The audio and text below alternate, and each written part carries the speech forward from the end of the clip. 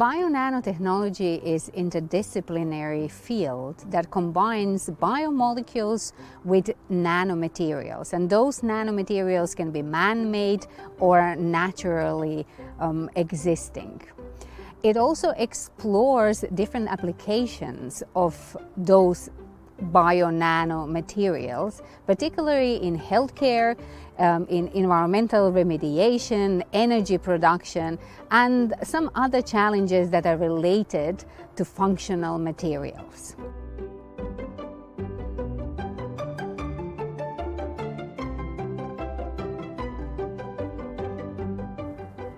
Anybody that attends the course will learn, first of all, how to make bionanohybrids. What are the principles behind the design? How can we use them to resolve some of the ongoing challenges? What are the differences between nanomaterials and bulk materials? And what is the range of applications that we can use the bionanotechnology for?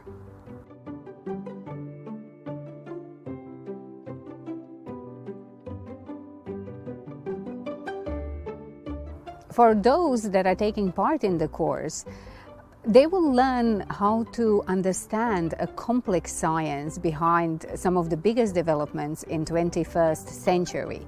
But they will also learn a little bit more about research and research papers, as well as to learn how to communicate complex concepts to the lay audiences.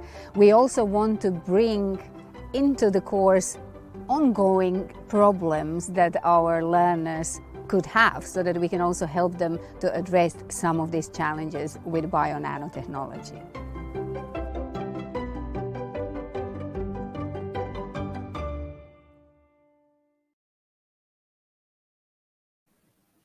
Hello everyone, welcome. Happy International Women's Day. I am Sharon, I'm a PhD student here at Cambridge University, and I have the absolute honor of having an interview with our lovely doctor here, Dr. Ljiljana Fruk. And today we're going to be touching on quite different subjects. We're going to be asking Ljiljana about her journey so far as a woman in STEM and her career so far in bionanotechnology, as well as some fun conversations. Looking forward to it. So if you have any questions, please put them in the questions and we will be tackling them. But I just want to mention, though, that there are some things that we will not be touching on during this stream. We will not be answering questions about how to get into Cambridge, but we do have some people behind the scenes who can direct you to helpful websites as we go through this session. So yeah, let's get started. So welcome, Dr. Ljiljana. Hi, Sharon. Can you give us a little bit about your background? How did you get into bionanotechnology?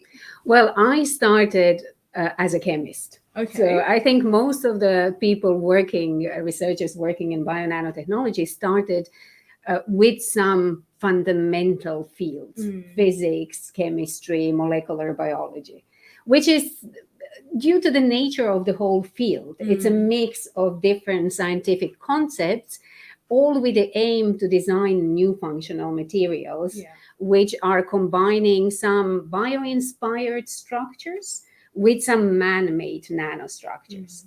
And applications can be varied. We can use them in healthcare, we can use them in solving some energy issues, designing solar energy systems.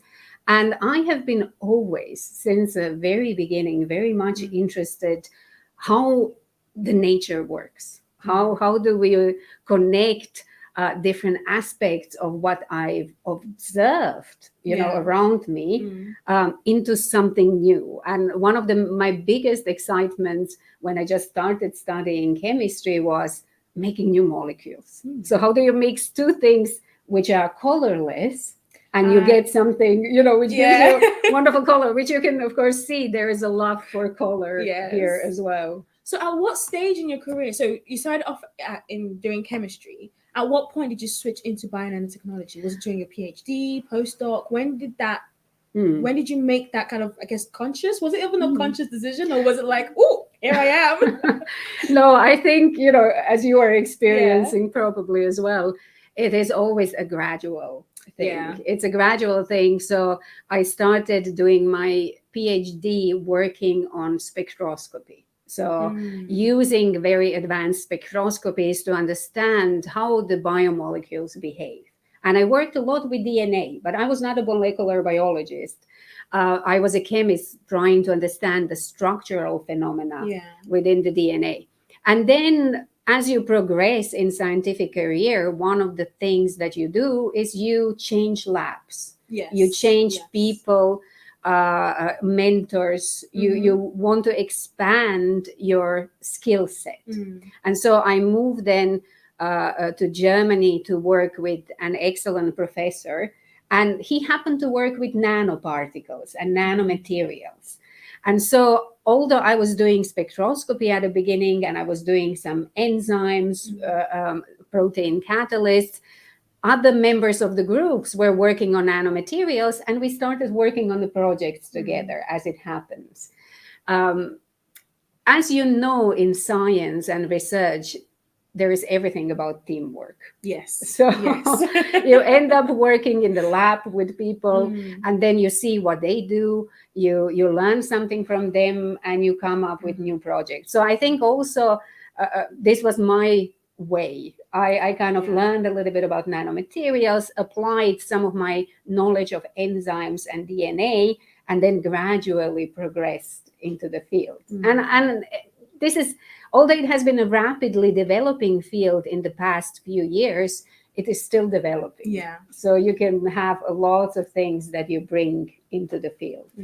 Okay, so following on from that and kind of taking a step back and just looking at bionanotechnology as a field, what would you say are its most impact in society at the moment? And in fact, there's two layers to this question. So what do you think is the most impact in society right now? But also in retrospect to the last maybe 10 or so years, how has that developed? Like, is that something that maybe you could have had foresight about? Like, oh yes, in 20 years, this is definitely going to happen. Or has it been like, oh, hold up, nanotechnology all of a sudden is this craze? Like, what are your thoughts about that? I mean, the field has been around, as you said, for around 30 something years. But it is really, I think it emerged as something which is now known a little bit more. Due to development of the vaccines. So mRNA vaccines, which have been developed, are using nanostructuring of lipids to carry the RNA into the cells. And that said, I need to really emphasize these are natural compounds, natural materials which are present within our cell. They are just used for another purpose. So this is something how probably I couldn't have imagined that this will happen. What also really impacted the development of bionanotechnology is the use of the principles in design of diagnostic devices. So what do you mean by diagnostic devices? So, for example, little tests that we have been doing now for COVID, they might use some gold nanoparticles as sensors to show us that there is an interaction between the virus and the antibody. And if you have a virus, you see the color change. These principles of design of bionanohybrids are also employed in pregnancy tests, for example. In many different of these one-use biosensing devices, chips, where you can diagnose diseases. And an interesting aspect of bionanotechnology use in sensing is now trying to develop some very cheap sensors that you could use for viral detection, for pathogen detection. And you can use them, for example, in low resource countries or areas of the world where, you know, you can't necessarily have a fridge or a high-tech lab where you can do this. So in bionanotechnology, there is a lot about making some of the devices more accessible and cheaper to design, and yet, you know, in a way you can rapidly detect the changes within your body. So is there like a threshold or a limit to its capacity? So I mean, I was reading an article recently of a lady in the US, and I think it was ended up being quite bogus, but she had this thing where, you know, you could get a prick of your blood and then you can test for all the disease that you could have. what are your thoughts on something like that? Like, Yes. is that something that, you know, right now in the field is not where we are at yet? We're moving on to that, or is there just going to be inherent sort of like limitations and thresholds to what we can achieve with this technology? Yes, of course, the story of super duper sensing of all of the diseases from a droplet of the blood, this was, of course, exaggeration of the technology. I mean, there are companies, big companies already that can analyze thousands of proteins, just taking a small amount of blood. So there is a technology that enables us to study that. But we need to also remember that there are other limits in place. And this is, first of all, our understanding of molecular biology and how those proteins interact. And what does it mean if you have one protein which is present in the large amounts and other not? Is this telling you something? We know from genetics that often, even if we have a certain gene present that might code for a disease, you might not have it, you know. So I think developments in bionanotechnology, in sensing, will, of course, go in parallel with our understanding of molecular biology. And there will be some limits, of course. And there is also a question, you know, do we always need a tiny droplet of blood to detect the things? Do we always need to go higher or lower? There is going to be a sweet point where we will say, okay, maybe we'll take a little bit more blood, but we will get more information. So yes, I mean, you can always get a little bit of exaggeration, and this is where we scientists always get a little bit careful about predicting the thing. Touching on that though, do you then also think maybe it might be like a disparity or a miscommunication or a lack of communication between scientists and the general public? Or let's say you have then a rogue scientist who really wants to be this like pushing the field and exaggerating. What do you say about, you know, do you think there's like responsibilities for scientists themselves to kind of communicate? I mean, with things that with this kind of stream, right? We're talking about what nanotechnology is. What are your suggestions on what can be done to kind of bridge this gap, bridge this information gap, to make sure that the major audience, the main audience, are not kind of having a misinterpreted view of what is happening in the field? I think there are several issues, of course, here, and I think lots of anthropologists and sociologists can talk about the impact of social media and all of these information channels. But I think what has happened in science, particularly in the last 10 years, and what I've been following, when I was a student, young student, or a PhD student, I still remember that talking to journalists about science was not considered as something cool.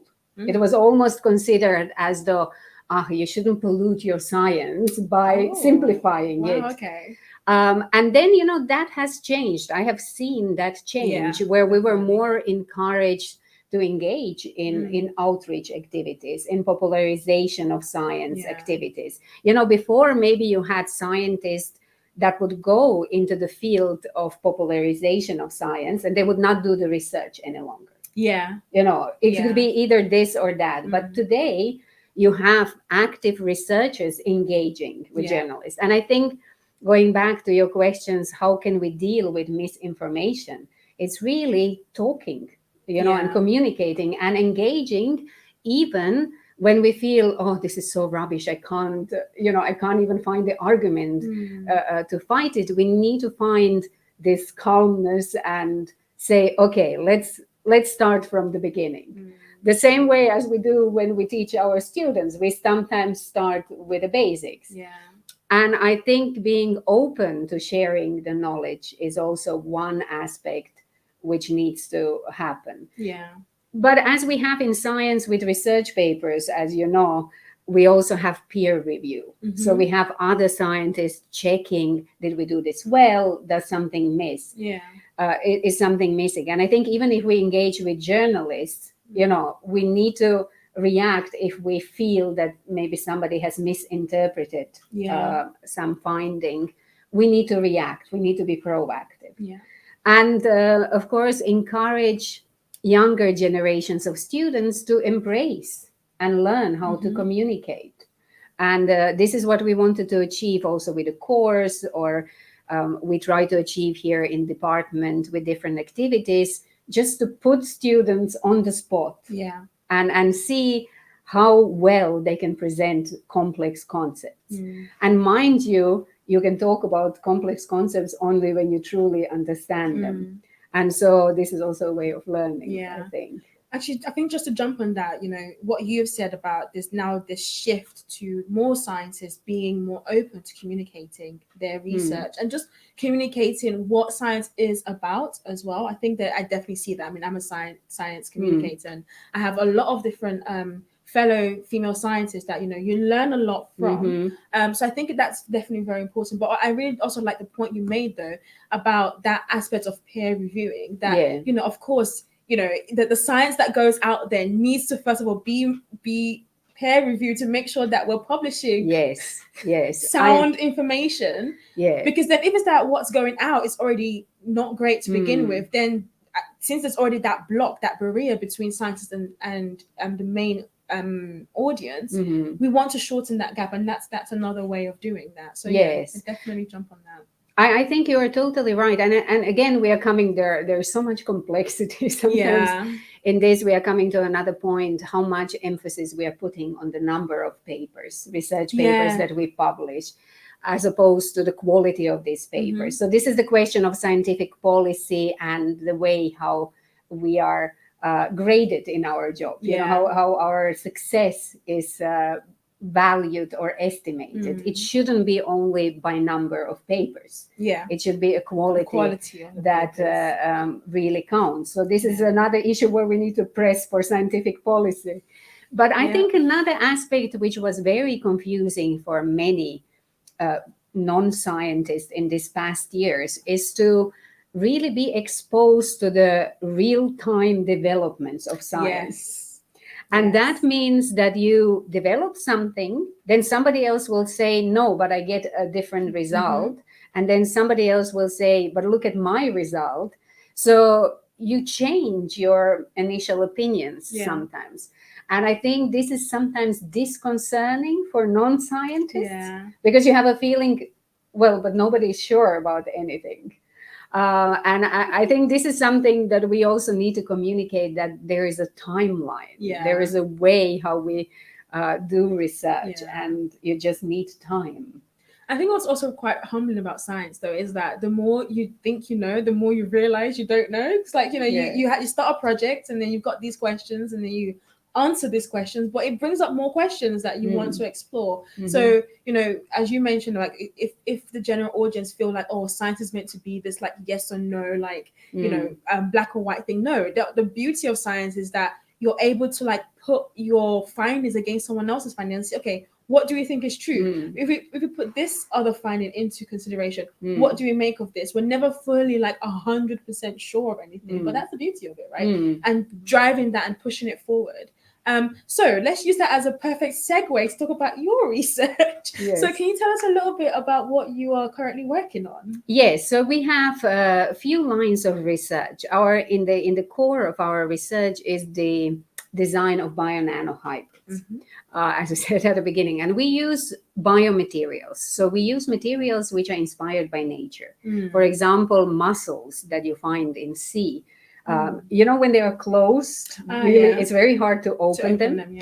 So what they use is polydopamine. Dopamine is a neurotransmitter, which we have. It's a hormone of happiness. Well, mussels use the dopamine to make a polymer which is very sticky. So they keep the shells together. So we exploit this polymer to design nanostructures. And those nanostructures can be good for catalysis if they are decorated. So we can use them for sustainable manufacturing of compounds, which is super cool for a chemist. And we can also use those structures and some other natural structures to design drug delivery systems, for example, for healthcare applications, or also design better biosensors. So basically, we start with fundamentals, and this is the chemistry of those materials. And then I have in my group also physicists and molecular biologists. And we drive them in these two directions. One, we use those materials for catalysis. We want to make chemical reactions that use less solvents, that use non-toxic materials, that are more resembling of our natural catalysts. And another line is in the healthcare, because those materials are, biomaterials are usually non-toxic, they are biodegradable. You can prepare them in relatively friendly, environmentally friendly ways. So it makes sense that they can be used for those applications.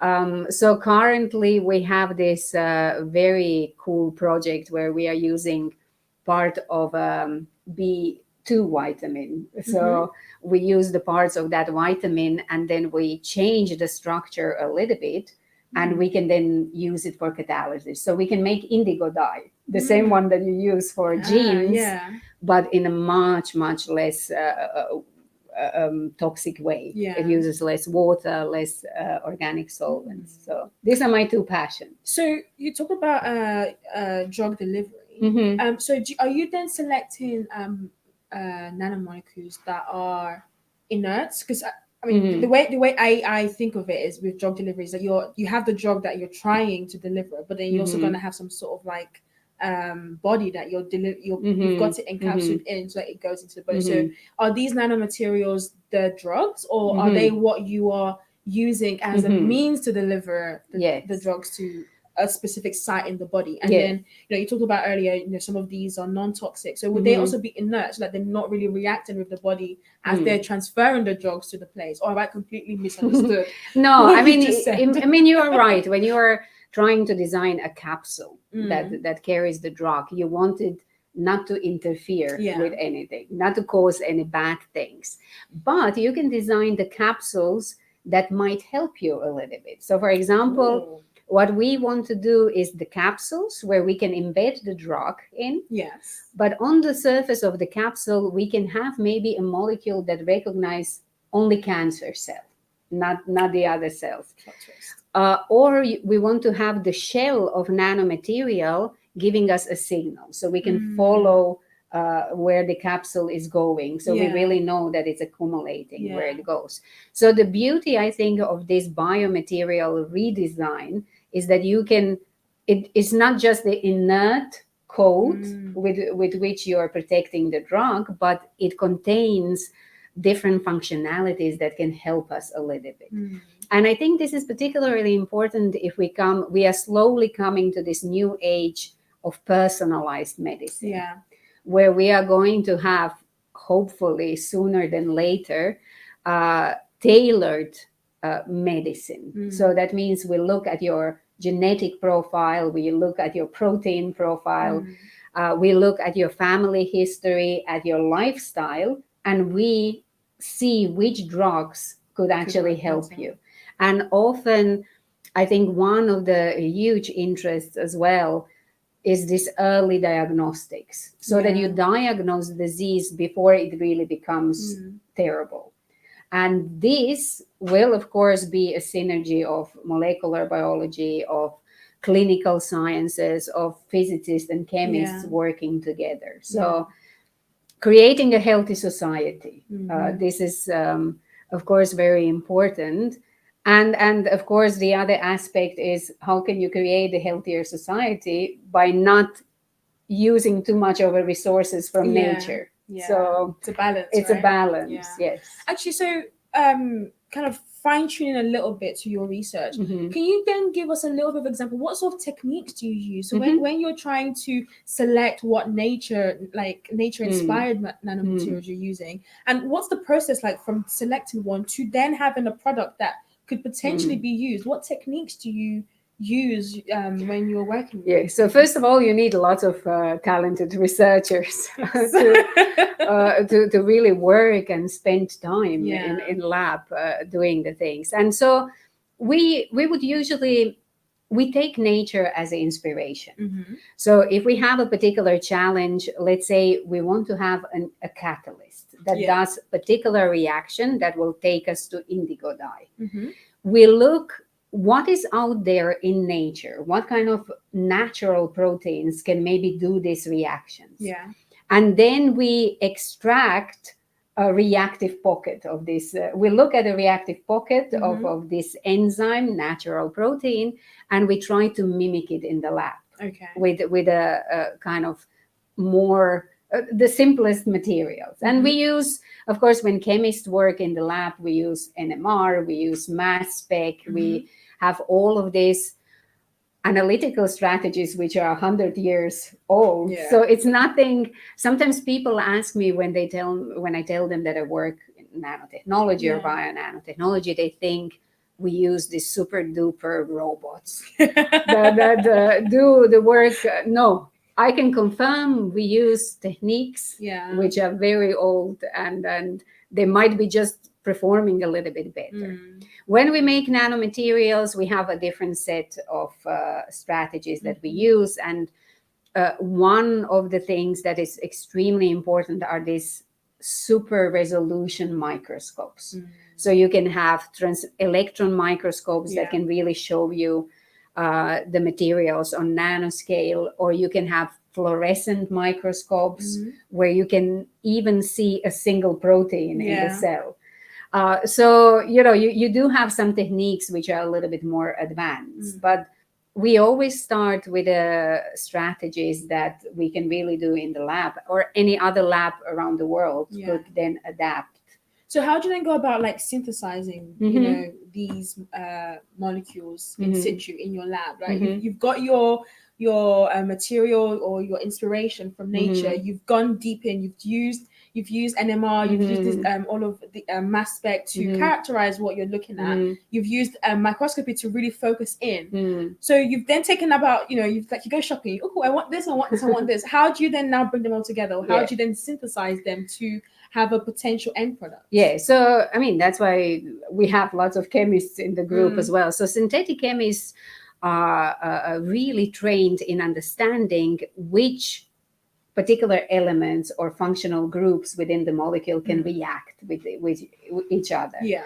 And we, of course, in the meanwhile, have the libraries of reactions and tools. Yeah. And a good synthetic chemist will look at the structure of the molecule and will be able to kind of predict which reactions, which compounds do you need to put into the mix to react. Okay. So this, of course, comes again with experience. And currently in the lab, we have a person that we call wizard of chemical synthesis. So, you can come to Istiak and you can tell him, look, this is our starting material.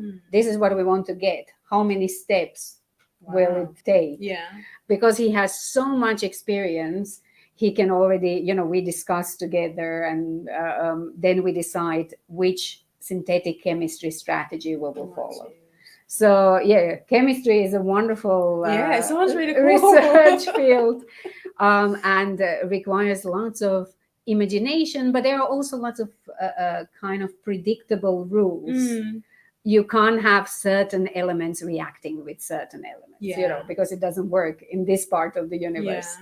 But yes, with experience, you of course accumulate the knowledge and skills. Yeah, it's really cool. Okay, so we've talked about the hard and nitty-gritty part of science and what you do. Let's talk about something that's slightly bit more fun and what we can, I guess, relate more with. And that's chocolate. So we've got here chocolate. Yes, we opened it. Yes, and it smells so good, guys. Like really cool chocolate. Can you tell us a little bit more about what was the idea behind this? Yes, this is not nano chocolate. This is normal, healthy, wonderful chocolate. It has raspberry flavor, and this shape you see here is actually the shape of nanoparticle. And it's just printed on the chocolate. There are no nanoparticles in the chocolate. Well, our idea is, when we talk about communication of science, we were thinking for a while in my group, what can we do when we do some events with public and we do public outreach? How can children or adults take some of the knowledge with them, and in which way they will remember certain aspects better. And we thought chocolate. Yes. I mean, there Yes. hardly anybody doesn't like chocolate. And if they don't like it, then they have somebody who likes it. Exactly. Yeah. And so we designed several of those chocolates, and they are going down very well. So we have this molecular chocolate, which has a shape of molecules. So this is dopamine, for example. Then we have this bionano chocolate. So this is it tells you a little story about bionanotechnology. There is a QR code, so you can learn a little bit about science. But for us, it was, how can we make learning a little bit sweeter? Yeah. And then so this You is, hit the jackpot there. yeah. So there will be probably more chocolates that will be coming your way, but we kind of thought this is a cool experiment. Yeah, no, definitely. And I can't wait to like get Yes. into it later on. So you've also recently started and created a short online course, which is Yes. what was playing before this stream started actually. Can you tell us a little bit more about what the course is about and what inspired you to actually set up and create this course? So it's a part of the new initiative of a Cambridge University where the academics, there is the huge collection of people doing very interesting things in Cambridge. And the idea was to put together courses, online courses, which are tailored to many different backgrounds, but in a new, unique way. So it's not about me standing in front of the camera and giving a lecture. It has lots of interactive content. And we thought we will start with bionanotechnology, as it was, really rapidly present also in the media, because I just wanted to give a little overview of the background, but I also wanted to give an overview of some challenges with positive outlook. What are we doing now to overcome those challenges, and what can we maybe do in the future? And the course is written in such a way that everybody who takes it brings their own challenge. So I don't tell them, this is your task and you need to work on that. I ask them at the beginning, what bothers you? What is the challenge that really, you thought about, but you never knew how to address it? So we had already courses, and there were, for example, one person was saying, well, I work with the cattle, and this particular cow disease is related to a particular bacteria. And I would really like to find a way, how can I treat this bacteria without using the antibiotics? And this is a challenge. This is a challenge which is relatable, which is practical. And then throughout the course, we were looking, okay, what are the alternatives to antibiotics that we can design that can help treat this cow disease? So this is one example. That's really cool. Yes. So, I mean, I was going to ask, my next question was going to be like, what sort of global challenges does this course touch on? Yes. And, how are you then communicating biotechnology as a potential way of solving these issues? And how is that integrated into the course? Yes. So we do have different challenges that we cover. So we have energy challenge, for example. We really need to work how to resolve this energy challenge. So we need to remove ourselves from fossil fuels. Also, we need to think about the climate change and what are we dealing, sustainability. So there are different ways how you can exploit solar energy, for example.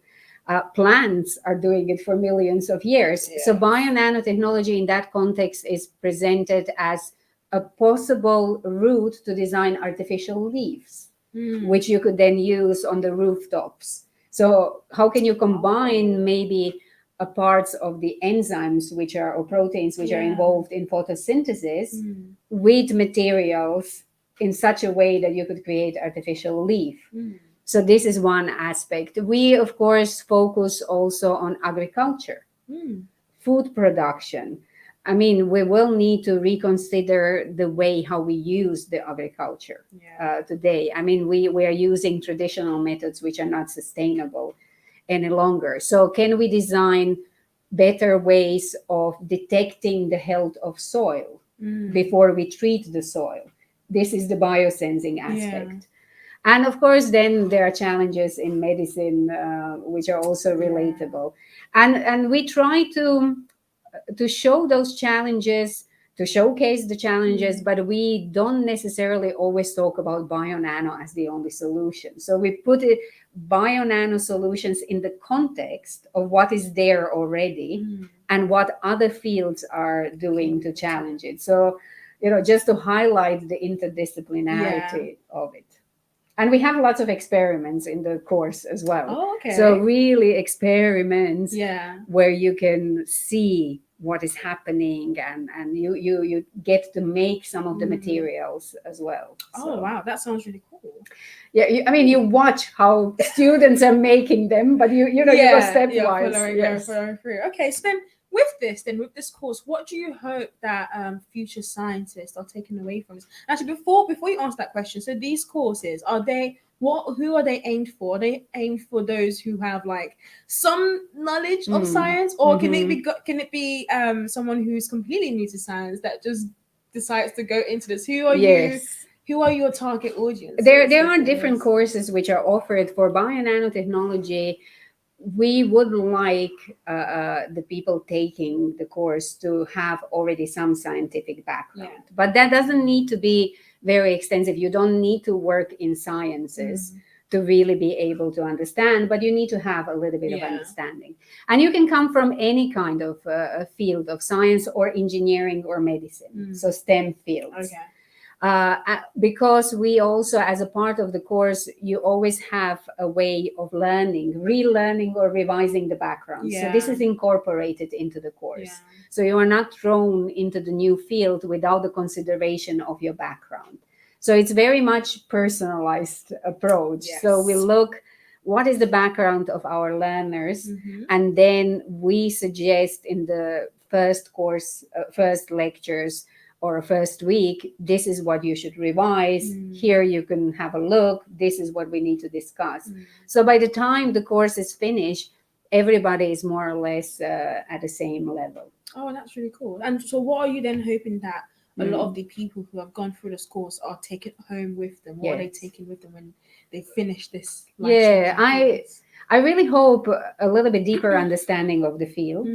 But what I want them to take home is also understanding of interdisciplinarity. So this is a field that, as many fields in science now, it's composed of many different directions.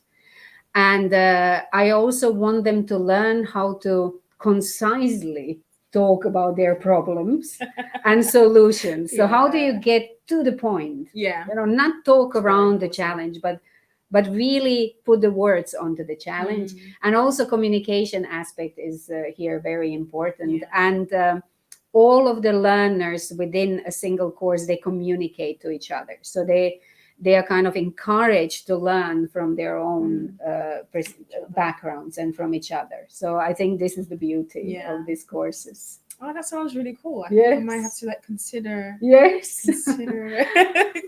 So you've got a book here as well. Let's talk a little bit about it. So what is the book about? So it's here, Bionanotechnology. Yes.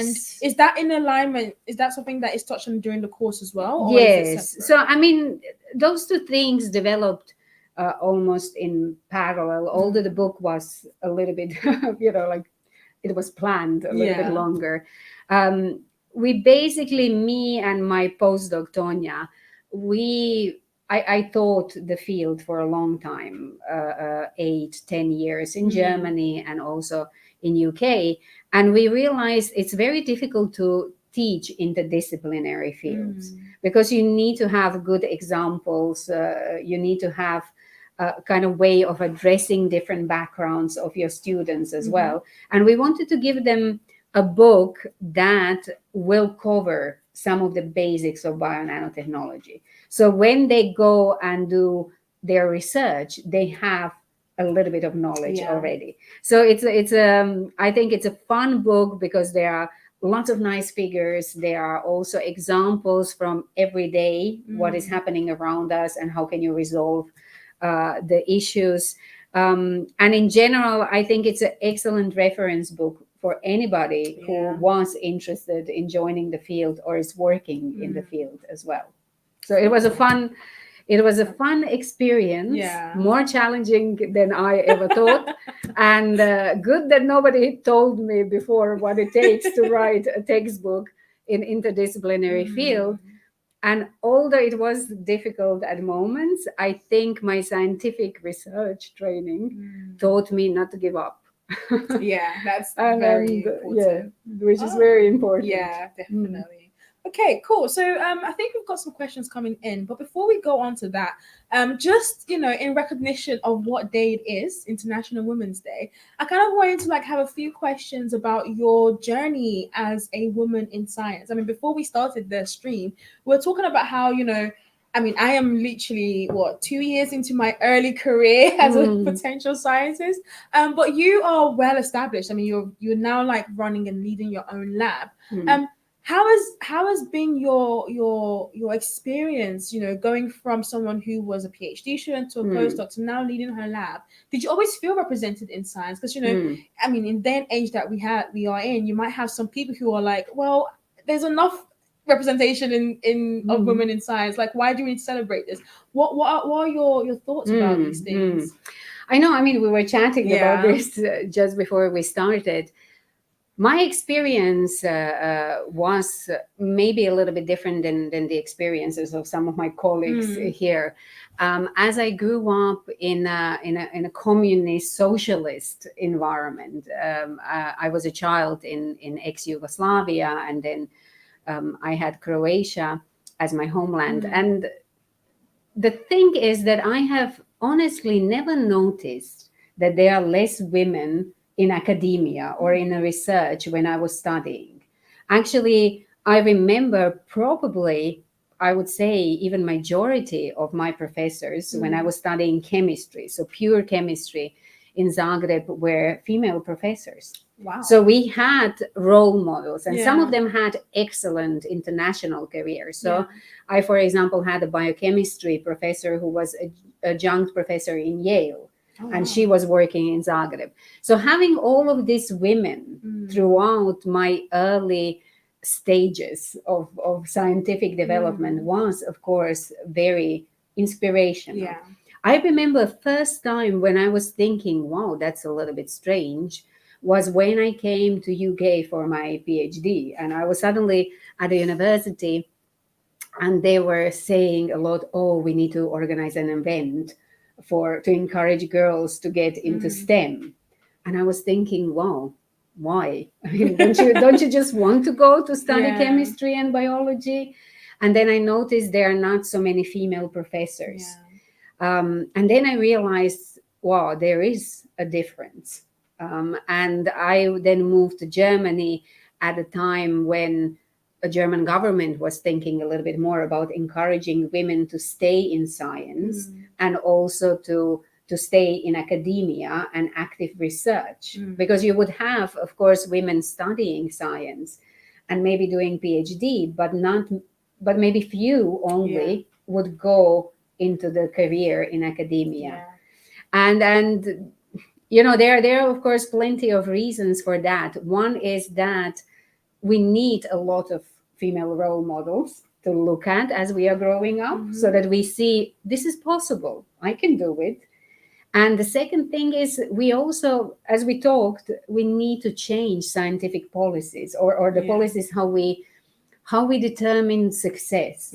How are we giving the grants? How are we, advertising the positions? How are we doing things in general so that we can accommodate diversity of lifestyles and different possibilities? But I think having role models, having women around you doing things is, of course, or men as well, it's really what is encouraging. How was it for you? Mine has been the complete opposite, honestly. I think it's reflective of what you've mentioned about the UK. I mean, when I was growing up, I was always keen about science, but I didn't directly have anyone, a female directly around me that was like, oh, she's doing what I want to do. And I mean, I did an undergrad and a master's in biochemistry in London. And I mean, London is a diverse area anyway. So even though I didn't see like enough women, I saw enough of people who look like me still. I was like, okay, cool, this is fine.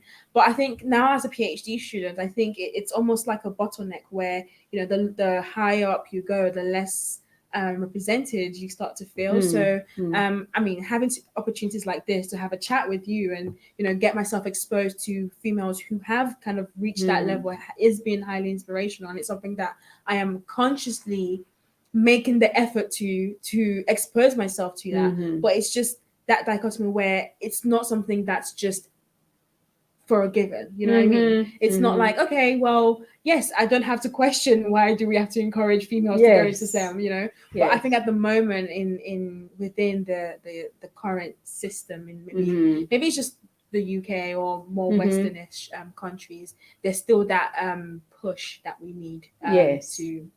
I mean, we came I think in some parts of the world we of course came a long way. So we do have lots of women being represented in all kinds of professions, playing a big role, having a leadership positions. But we have to remember that this is only a certain percentage of the world. We still have areas in the world where women are actively discouraged and or prohibited of going to school or of learning because this is not considered as something good, or they are prohibited to go into sciences because this is not something a woman should study or do.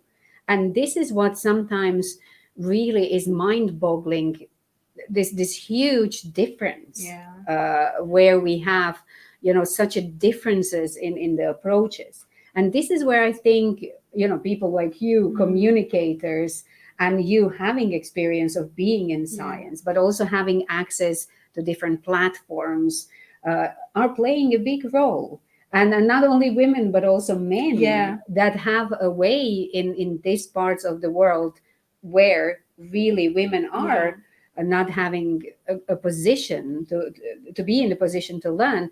Those men that make decision, they need to be sensitized to the issue as well. Definitely. So this is, you know, it starts from an early age, but communication, it's important, and it's never too late to start to be really activist in this area as well. Yeah, I mean, thank you. I think the fact that your experience has been so different is actually kind of opened up my view as well. I think up to now I've just had this like, oh, well, it's hard to find other people like me, but actually it's nice to see that there's a world in which that we can get there, you know, and that's why days like this are very important, right? To like really celebrate the, you know, women in science, women as general, because we are exceptional, but just to really kind of give that encouragement to everyone in the field, and just kind of, this is where we can get. It's really cool. I think in that sense, you know, if we think about politics and systems, we'll not talk about politics. It's Eastern Europe was in a sense progressive in a sense of opening a way for women to become engineers, to be to become scientists, to be involved, simply because at a certain point there were also not enough men, particularly after the Second World War or during the Second World War, doing those things. So women were encouraged. But it was good to see, for me personally, it was excellent to see that there were so many women in the positions in academia when I was studying. I remember the physics professor that we were afraid of was a woman. I mean, we were afraid because afraid is the wrong word. We had respect for her because she was an excellent physicist, and she really taught us a great deal of things. So having an exam with her was really also an interesting, refreshing experience. And so, you know, when you grow up like this, when you are exposed to this at an early age, then it's a little bit different. Okay, cool. So let's open up the floor to questions. So we know that the first question will be on building nanostructures. So let's kind of touch on a little bit about that. So Sylvia Tomanik Bionanotechnologist. Apologies if I butchered your name. So what are the materials from which you start building the nanostructures, such as capsules for medicines or other structures? Okay, so vaccine, for example, lipids. So these are fatty acids. I mean, they contain fatty acids. So lipids are these materials that are building our cell membrane. So we have it naturally in our body. So lipids are often used to build these nanocapsules, and we call them liposomes, the capsules, so lipid nanoparticles. One can use biopolymers or polymeric species like polyethylene glycol. So polyethylene glycol, if you go and use your shampoo and check on the list of ingredients, you will see that there is PEG, polyethylene glycol, in there, or any kind of cosmetic product. So you can use polymeric species as well. What we like to use in drug delivery systems are these soft materials. So you would not necessarily use some harder materials such as gold nanoparticles or silver nanoparticles. So you try to use something organic and something that would be inspired by something which is already present in our body. And these are lipids, these are some polymers, and of course you can use proteins to design these shells. So something that can degrade relatively easily and doesn't stress out the cell itself. So this would be some of the materials that we would use. Nice. And I think this kind of touches on with what we were talking about earlier, right? You know, when I asked that question, okay, if you're doing drug delivery, you know, you want it to be nut, but you mentioned about sometimes you want them to interact with the body, right? Yes, like sometimes, they can be receptive to maybe cancer cells. Yes. Like, what are the underlying bits behind that? If you're trying to like manufacture it or you know, technologify it to that level. I mean, you would need to talk to cancer if you are talking about cancer, for example. If you want to really target a cancer cell, you will need to talk to cancer biologists that will be able to tell you what are the molecules on the cancer cells which are maybe not present in the healthy cells. And then you look what binds to those molecules, and then you use chemistry to decorate those binding molecules onto your systems. But if you want to detect pathogens, or if you want to aim to kill pathogens, then this is a little bit easier because pathogens have lots of molecules which we don't have. They come from the external environment. So you can find the molecules that will target pathogen a little bit easier than if you deal with our own inherent diseases. Cool. All right, let's have the next question pop up. And this is from Tamina Begum. Hi, Ljiljana. What is your views on the antibiotics as a synergy with nanoparticles? Yes, I think there is definitely a potential in there, because we are faced with huge issues with antibiotics. And this is partially due to the nature of the bacteria. They are fast evolving, and they will evolve the ways to deal with antibiotics. And second, because we need new strategies as well to deal with this antibiotic resistance. So there are approaches that are taking antibiotics, which are small molecules, together with nanoparticles to make them more efficient in the way for bacteria, to make it difficult for bacteria to find a way how to deal with it. And there are other approaches which are using only nanoparticles, which are acting in a different way. So antibiotics sometimes interfere with particular molecules in bacterial cell. Nanoparticles can produce radical species, very tiny reactive species, and bacteria usually can't evolve mechanism to deal with this because reactive species are also naturally present. So I definitely think that there is absolute way forward, and there will be some very nice strategies to deal with antibiotic resistant bacteria with the help of use of nanoparticles. And I guess this is where like that, aspect of interdisciplinary really comes in, right? We're getting to a point in just science and research in general, where Yeah. you can't have people doing their own thing separately. It's like No. you really need that communication between different fields. And just to mention, just across in the office, my neighboring office is my colleague who's microbiologist, and he's working a lot with bacteria. And so we always have excellent discussions, which then lead us to design of new materials. I think this is, another way of how we can create better societies. We need to put lots of people with lots of different backgrounds, not only culturally, but also scientifically, together in one place. And I think this online hybrid events will of course help, because now there are many of us in one place. And also you have now more access to other people, right? Rather than you having to go there physically to be in their midst. Like, I mean, if you go to conferences online, you can have access to their emails and just pop them an email question and just strike up a conversation, which is very important to drive in the field. So let's have another question. And this is from Stephen Christie on LinkedIn. There are a lot of restrictions in the UK on patents in science and methods of health treatment. Should bionanotechnologies be patentable to recognize the cost, or be open source? It's a very good question. It's a good question. Hi, Stephen. Well, I mean, bionanotechnologies is such a wide field.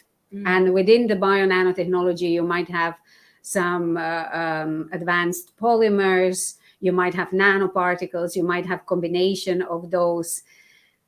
I am for open science. I am definitely for open source as much as we can, but I'm also trying to be realistic in knowing that we need to create some value. And that value is often created if we have a certain patent or a license that a certain company gets, so that they have the rights to do. I think we need to really be careful about what are we allowing to be patented. There was some interest in patenting some genes. How far do we go to really patent something that nature has given us? So I think this requires definitely an involvement of different, of also ethics experts, of policymakers. But in general, at least here also at a university, we are encouraged to think about certain technologies that could generate a little bit of profit, which we can then put into the research as well. But of course, I, for example, teach chemical product design and ethics as well in the University of Cambridge, and we try to encourage open science and open technologies. And there is a lot of this. Of course, you can find some instructions how to make something by using 3D printer or this kind of strategies. You have a citizen science. But as I said, it would be very difficult to say that there is black and white. We should protect all, or we should just leave it all open source. But it requires definite discussion.